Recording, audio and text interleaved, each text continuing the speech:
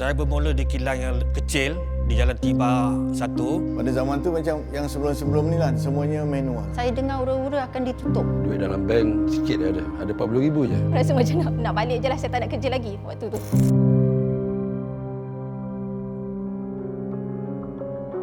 Pada masa itu syarikat dari segi kewangan, dari segi prestasi tak begitu baik. Tahun pertama saya masuk memang kita rugi. Duit dalam bank sikit ada 40,000 je. Lepas tu hutang yang pembeli dari luar negara saya rasa hampir 30 juta.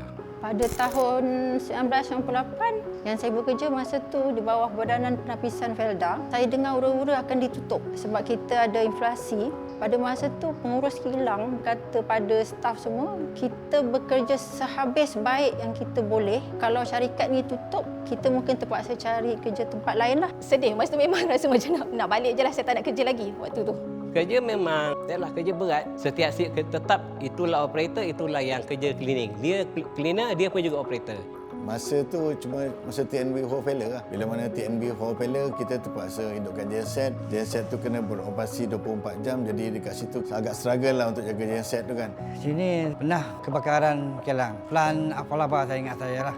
Daripada bawah sampai atas. Besar tidaklah. Panggil bomba datang. Kebakaran takut dia melebar. Memang sebulan stop plan, tak jalan. Pada masa tu kami bekerja tanpa claim overtime. Asalkan kami ada gaji. Tapi syukur Alhamdulillah kami semua pekerja faham dan tak menuntut banyak pun. Waktu-waktu perayaan ni di mana kami perlu kejar deadline, order yang masuk akan melonjak tinggi. Dia memberi tekanan pada kita. Tapi apabila kita selesai task ataupun tugasan yang dia beri, kita merasakan itu satu kepuasan pada diri sendiri. Bila saya masuk, tugas saya yang pertama nak pastikan untung balik dan nak pastikan segala hutang-hutang tu kita dapat balik. Dengan pertolongan semua petugas-petugas Delima, dalam masa 2 tahun, hutang semua dapat saya collect balik. Saya ingat lagi 2007 kita dah untung 14 juta. Bagi pendapat saya, 50 tahun itu adalah satu jangka masa yang panjang. Itu adalah satu testament menunjukkan resilient ataupun daripada hari pertama syarikat ditubuhkan. Delima is a very important part of FGV palm oil value chain. I'm very proud of Delima's achievement from a mere refinery to now what we call top 5 of the Malaysian FMCG brand. Kita tahan pasal kita ada kebersamaan. So the teamwork of the people and the legacy, let's do it together and bring Delima to another level.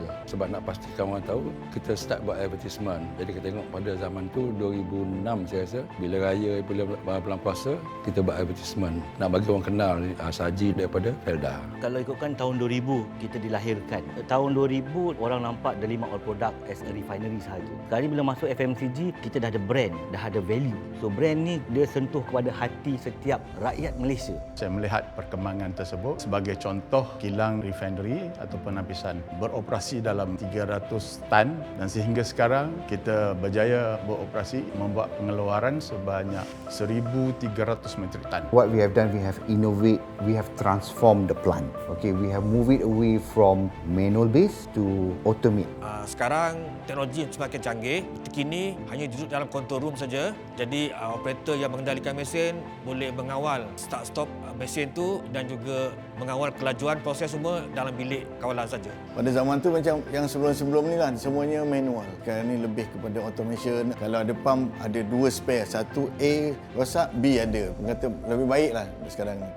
We are no longer in just the regulated commodity cooking oil. At the moment, we are in the 13 categories cooking ingredient throughout DOP. For the consumer products, we have 72 active SKUs. We are working like brothers and sisters. We are families. Whenever we have issues, whenever we have problems, we always gather among us. We sit down, we discuss the issues and we solve them together. Selepas 2 tahun ada staf perempuan lapor diri di kilang ni memenuhi ciri-ciri yang apa yang saya kendaki. Jadi saya terus berjumpa keluarganya dan mendirikan rumah tangga dengan beliau lah. Jodoh saya pun kat sini juga. Saya daripada Kota Tinggi, anak Felda, anak peneroka, dan suami saya daripada Terengganu lah. So maksudnya selatan ke pantai timur lah kami selalu berulang-alik. Pada masa tu saya baru berkahwin. Anak saya 4 orang ni waktu saya bekerja di Delima. Dan Delima ni, bila anak kita ada masalah macam kesihatan ke, itu dia tanggung lah. Saya bekerja di OP bukan daripada bujang lah. Saya masuk sini, saya dah ada satu anak. Anak saya berjaya ke Menara Gading. Jadi saya rasa DOP membantu memberi pendapatan yang stabil untuk saya menyara keluarga, membesarkan anak saya dengan baik. Bila ada hari keluarga, ada jamuan makan malam yang di mana pihak kilang mengadakan aktiviti, saya bawa ahli keluarga sekali. Jadi mereka membesar bersama sebahagian daripada pekerja-pekerja sini. Jenama Saji ni di mata masyarakat satu jenama yang orang yakin halal dan thayyiban. Kalau saya ni kerja saji ni, saya buat lagi dekat orang kampung. Minyak paling bagus, confirm halal. Saya boleh mengatakan bahawa minyak saji merupakan jenama terunggul ataupun yang top dalam minyak masak di Malaysia, dan juga contohnya Seri Pelangi merupakan jenama nombor 1 untuk margarin. Di mana kita pada masa sekarang hampir conquer 55% pada market share. In fact, in Kanta, based on the study, Saji remains one of the highest or the first major brand in Malaysia. In 2022, we are still recognized as the fastest growing brand of the decade. That means through the initiative that we've been doing throughout the years, we actually be able to touch every heart of Malaysians. Saji adalah titik peluh peneroka. Jadi itu jasa yang perlu kita hargai. Especially as we go back for Hari Raya, our mother, father really appreciate if we happen to bring 1 or 2 bottles of Saji cooking oil. They feel the sentimental value of it. Saya berpesan kepada pekerja-pekerja di kilang ni, kita ni bekerja di sini bukannya untuk kita saja dan keluarga kita saja. Kita ni menjadi penyambung rezeki kepada mereka semualah. Tanggungjawab dia sangat besar. And I really hope that Delima will be successful not only in Malaysia but insyaAllah globally as well. As I said, 50 years is not a short of time. It's 5 decades, and my hope is that we continue moving forward with unity, integrity, of course, and the passion that brought us this far. So 50 years to come, let's move on and stay focused. Saya nak semoga DOP ni kekal menjadi igawan rakyat untuk penggunaan barang-barang macam minyak masak saji, Majlis Seri Pelangi. Saya bangga sebagai warga DOP. Saya sayang sangat dengan DOP. Selamat ulang tahun DOP yang ke-50 tahun. Selamat ulang tahun yang ke-50 Delima Oil Product. Syabas. Semua ini bukan hanya untuk warga DOP, tetapi untuk seluruh rakyat Malaysia.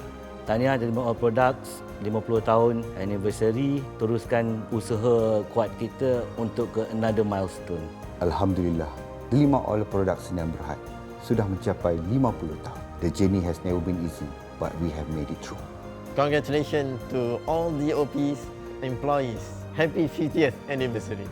Congratulations to all that have contributed to this journey. Your work has not gone unnoticed. Thank you very much. I appeal and urge for their continued support in a way of consuming the product, sharing the stories.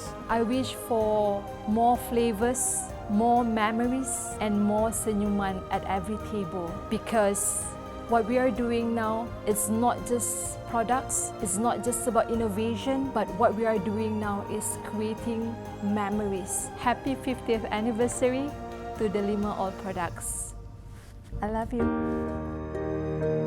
Terima kasih kepada setiap tangan yang membina, setiap keluarga yang bertahan, setiap hati yang percaya.